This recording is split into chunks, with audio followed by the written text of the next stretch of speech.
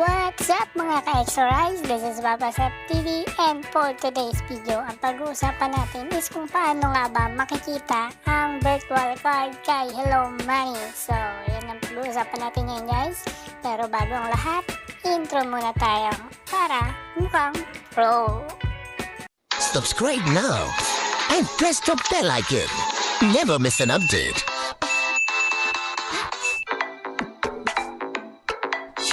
Guys, for today's video is kung paano nga ba natin makita yung virtual card natin kay Hello Money. Kasi kailangan natin yun sa kapag nagka-transfer ng amount. Kaya kapag nagka-transfer ng pera, kailangan ng account number. So, click lang natin si Hello Money. And then, gagamitin ko nga dito guys yung fingerprint para mas madali ma-open si Hello Money. So, yan, naka-fingerprint na tayo para safe na safe. Tapos, pupunta tayo dito guys sa baba. Yung dalawang card na yun guys, i-click mo lang yung kaliwa. Yan. Click mo yan. Click natin. And then, tap mo lang yung guys, yung plus sign na yan. Sa taas yung blanco. Yan, subscribe na yan. Yan. And proceed natin. Click natin yung proceed. Yan, madali lang yan guys. Click lang natin yung proceed na yan. So, after natin ma-click yan guys, and proceed natin. Loading lang. Yan. Na-record ko na pala to guys sa sa cellphone na isa kasi hindi siya gumagana sa sa screen, sa recording screen kasi ba-black out siya, black siya kapag nire-record mo siya. So, naglalagay tayo dito ng password. Yan. Lalagay tayo ng password. And then guys, kapag nalagay mo na yung password, submit nyo lang. And okay, tap okay.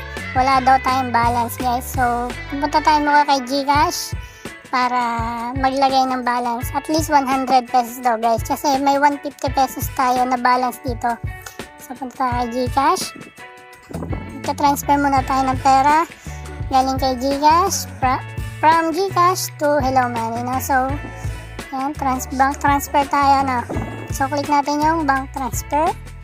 So, kung nakikita nyo guys, si Hello Money is powered by AUB, no? So, Asia United Bank. So, click mo lang yung AUB guys. Tapos, lagay mo yung pangalan mo. Tapos, account number. Account number ng Hello Money. Yung account number guys is nandun sa profile mo. Sa baba ng pangalan mo. So, madali lang siya makikita, no? And after nyan guys, lagay tayo ng email address or Gmail or Yahoo, no? So, lagay natin. Confirm lang natin. Yan. Dapat tama yung pagkakalagay nyo ng account number nyo guys. So, confirm natin yan. Yan, yung blue na yan sa baba.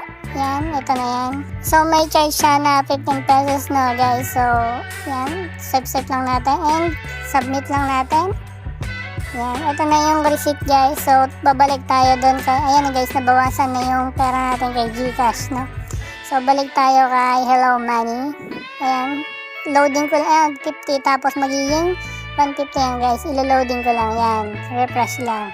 Yan, nakita nyo guys, 150 pesos na, no? So, balik tayo dun sa card. Dun sa baba. Para makita natin yung virtual card natin. And click mo yung plus sign, no? Tapos, proceed tayo. And agree nyo lang to guys. Huwag nyo nang basahin kasi sobrang haba, no? I-check nyo lang, no? So, password natin. Lagay natin password. And then, okay lang natin. And punta tayo ulit dito sa card sign. Yan. Kapag di lumabas guys yung yung virtual card nyo, na yan ang virtual card nyo, is back nyo lang, tapos refresh, tapos click nyo lang ulit. Mag-refresh lang kayo guys para makita nyo yung laman ng yung Hello Money balance and makita nyo yung Hello Money virtual card nyo. So, yun lang guys. And sana nagustuhan nyo itong video na to. And don't forget to like, share, and subscribe. Thank you and God bless.